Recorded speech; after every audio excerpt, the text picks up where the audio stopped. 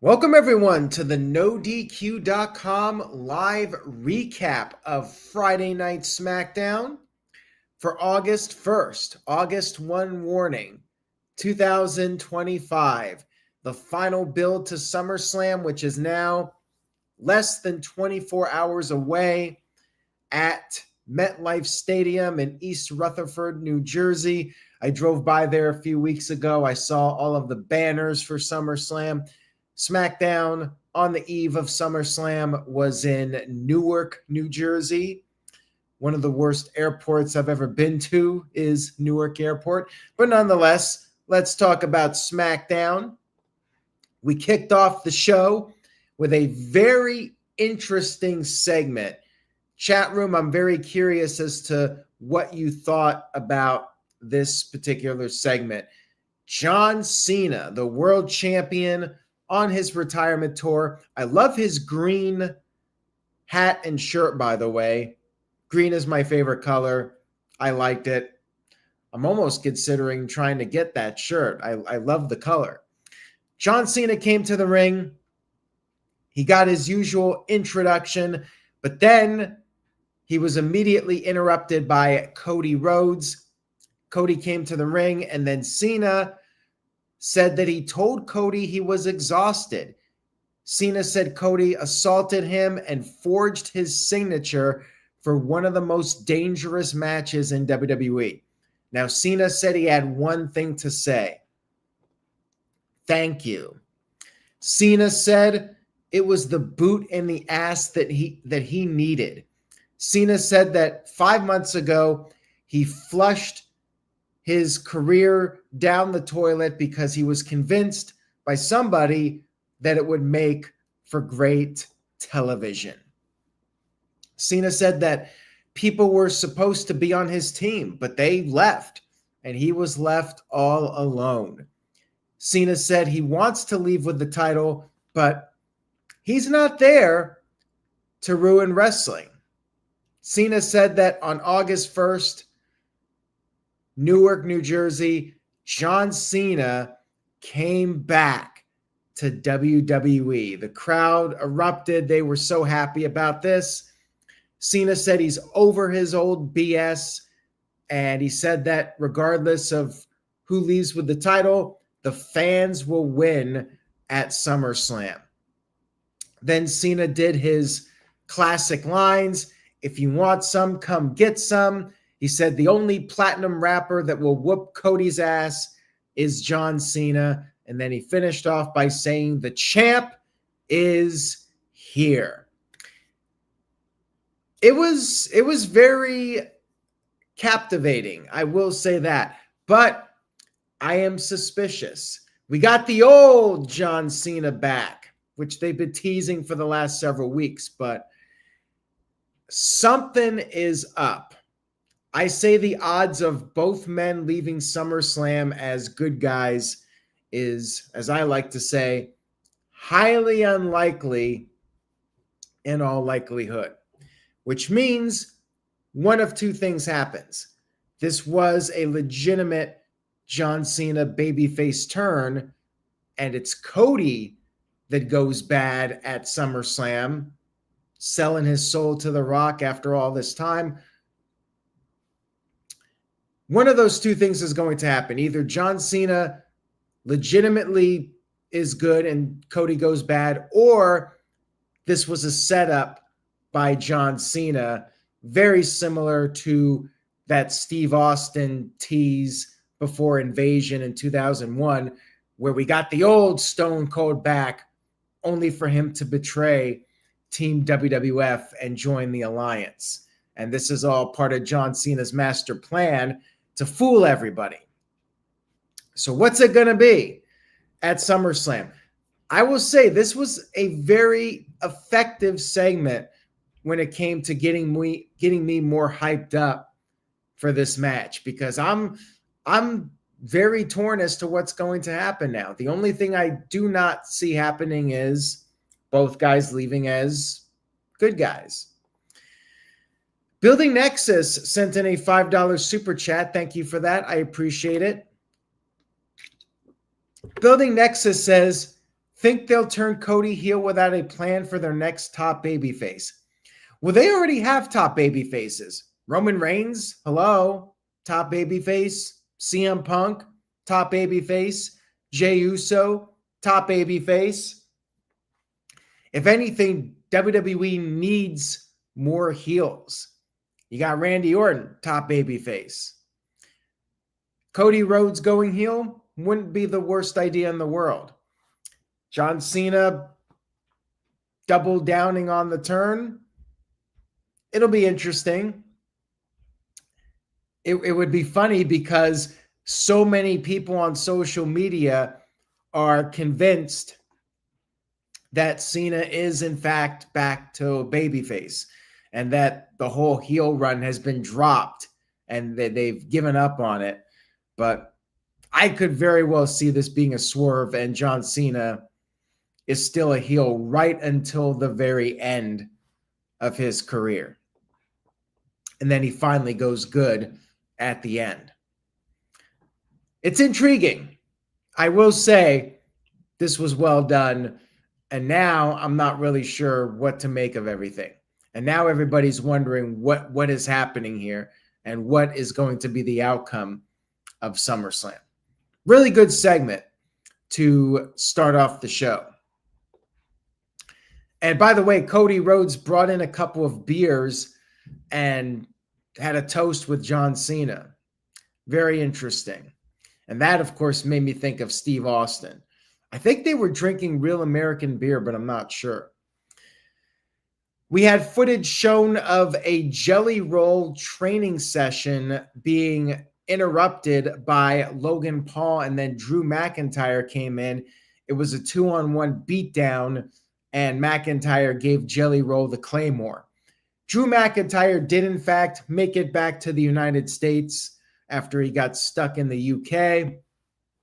That match is on as scheduled. We had our first match of the evening, Giulia defending her women's U.S. title against Zelina Vega. Kiana James was out there at ringside. She's now, I guess, managing or seconding Giulia. She did not interfere in this match. We had a straight up back and forth battle for the women's the women's U.S. title. There's so many titles, easy to get confused. Zelina did the double knees off the apron early on, but then Giulia took control. She did some submission moves like this sitting move. She was sitting and had her in like a camel clutch type maneuver. She did a curb stomp, but Zelina, she managed to fight back. She did this avalanche German suplex, which the crowd loved. They were chanting, "This is awesome." And then Giulia hit the Northern Lights bomb, but Zelina actually kicked out of that. And then Zelina had one last ditch effort here. She went for a moonsault, but Giulia got her knees up, and then Giulia hit another Northern Lights bomb and got the 1-2-3 victory. Very strong match here to open up the show. Giulia gets a nice win, no outside interference or anything. I liked it. Very well done here. And the crowd was into it. So great job by the ladies. Next up, we had Los Garza with an open challenge for the AAA tag team titles. And the challenge was answered by AAA's own Psycho Clown and Mr. Iguana, who we saw at Worlds Collide. Mr. Iguana becoming a fan favorite in the U.S. after that performance. This was a fun match, and the crowd loved Iguana, and they milked it. Psycho Clown was in there for a while, and it was several minutes before Iguana finally tagged in, and the crowd was chanting Iguana. He came in there. He was on fire for a bit. He had one slip up, though. He went up top, slipped on the top rope, but kept going. And then he went for a dive to the outside, but Los Garza caught him. They launched him into Psycho Clown, and then Garza's were able to double team Clown. and they got the 1-2-3 victory to retain the titles. It was a nice solid effort by Iguana and Psycho Clown. And I love that the Iguana got a great reaction on the show. And it wasn't a case where the crowd was like, who is this guy? They knew exactly who he was. And he was one of the most over people on the entire show. I loved it. Hopefully we get to see more of Mr. Iguana. And even Psycho Clown was entertaining. So I think we'll be seeing more of them in the future. I don't really care that much about the AAA titles, to be totally honest. I enjoyed Worlds Collide, but there's just so much content out there that it's hard to really follow and care about the 35, 40 titles between WWE and AEW. And if you're counting the other promotions, it's just too much for me. Like, I care about the main world titles and then maybe a mid-card title if it's protected enough, and maybe the tag titles, but there's too many tag titles. And there's just too much. Keep in mind, I grew up in an era when there weren't that many titles. Like in the WWF, you only had the world title, the IC title, and the tag titles. That was it. And then WCW, you had world title, you had the US title, tag titles, maybe the cruiserweight title or whatever. And that was enough. Like 7 or 8 titles I could follow and care about the title reigns and get into it. But now there's just so many titles. I don't even care about all the WWE titles. So for me to care about the AAA titles, it's not really going to happen.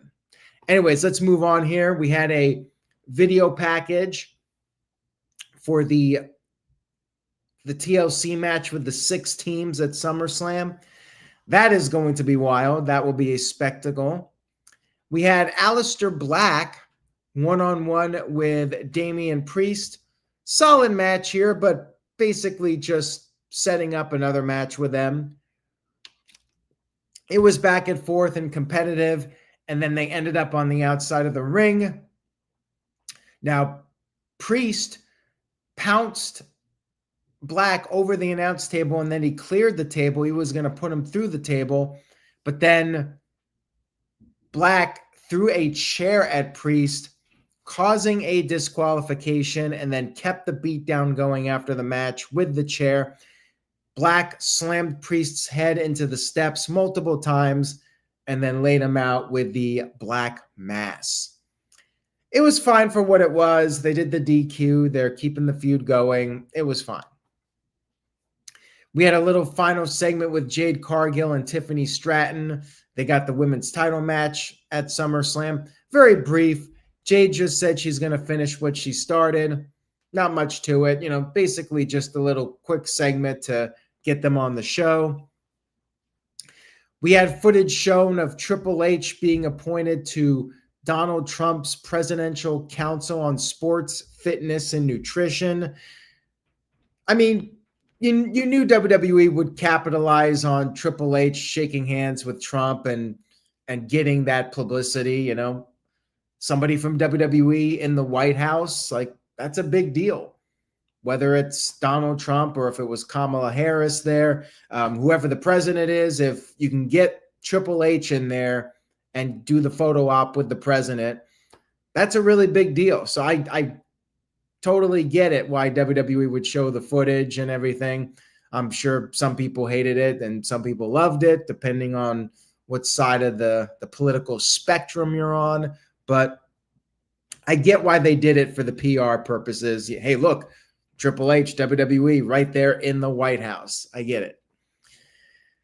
We had Talla Tonga versus Big Jimmy Uso, and Talla Tonga's first singles match on SmackDown, and he dominated early on, but Jim was able to put up a fight, and Solo even had to calm Talla down for a little bit. And then Jim started to make a comeback, and he super kicked Talla out of the ring, Solo got on the apron. He got super kicked, and then Talla came back in the ring. Jim hit the spear and then went up top for the Uso splash, but when he jumped off, Talla caught him and he choke slammed Big Jim Uso and got the 1-2-3 victory. Pretty much what I expected it to be. And then post-match, the MFTs came out there and Solo had this cage that was set up. It was above the ring. It was lowered, but then Jacob Fatu ran in and he got in there just before the cage lowered.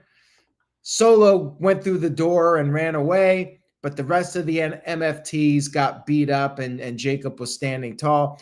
Doesn't necessarily indicate who's winning at SummerSlam. Just one final segment here to hype up the cage match.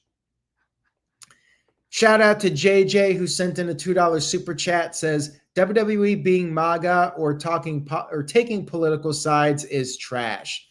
Well, I don't think that Triple H was taking a political side. I mean, I can take a guess as to which side he's on, but if the president of the United States invites you to be there, I think he's going to be there.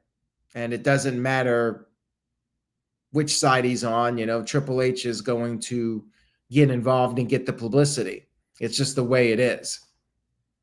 But I have a feeling most of the people in WWE are on that political side, or at least lean that way. It's just the way it is. I mean, I'm not really surprised about that. I know Vince and his family were very conservative, and WWE will likely have more people in that viewpoint than not. We had a Charlotte and Alexa Bliss backstage promo. And, they're doing the odd couple storyline here. Charlotte said she respects Alexa, even if Alexa is super annoying. And then Alexa said Charlotte doesn't like using the F word, friend.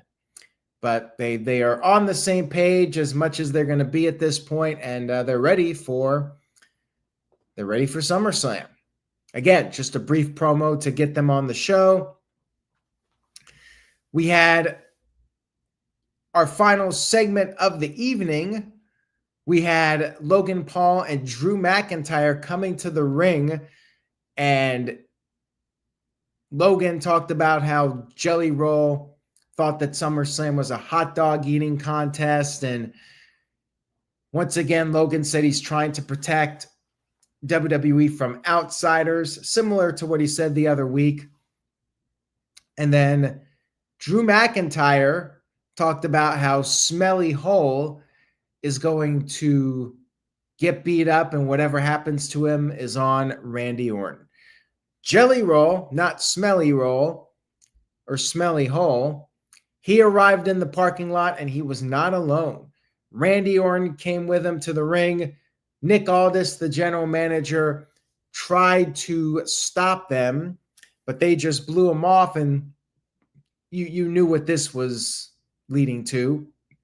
They got in the ring. We had the huge brawl, and it's another one of these pull-apart brawls. Security runs out there. Bad guys flee. Randy Orton takes out the security guards with RKOs, and then Jelly Roll does a choke slam. I have to say it's not the best looking choke slam because Jelly Roll's not really doing anything. The security guard did 95% of the work. He basically just jumped up and took the bump. Like, Jelly Roll really didn't do much of anything with that choke slam. So that worries me a little bit. They've been doing the training sessions and everything, and Jelly Roll doesn't seem to have enough strength to actually lift the guy up and choke slam him. But I'm sure it'll be entertaining. They'll work around the limitations, and it should be fun. I'm not the biggest fan of pull-apart brawls, so to me, this was a little bit of a meh ending to SmackDown. But overall, I did think SmackDown was a pretty good show. I was very intrigued by the John Cena Cody Rhodes segment. Giulia's match was really good. I like seeing Mr. Iguana and Psycho Clown. The Aleister Black stuff was good. The solo stuff was fine. It was pretty good. Pretty good SmackDown. I am going to give it a 7 out of 10. Nice go-home show for SmackDown, or nice go-home show for SummerSlam. And we'll see what happens. The key segment got me more hyped for SummerSlam than I was going in. So to me, that was definitely a plus. And I did enjoy AEW Dynamite this week as well. So, you know, SmackDown and AEW I thought were both strong shows this week. That's all I got for tonight, everyone. We got SummerSlam Night 1 and Night 2. Make sure you guys tune in. I'll be recapping both shows and, of course, live results on NoDQ.com. Check out the predictions videos if you missed them. They're both up on the NoDQ YouTube channel. Say yes to NoDQ, and I will see you next time. Take care, everyone.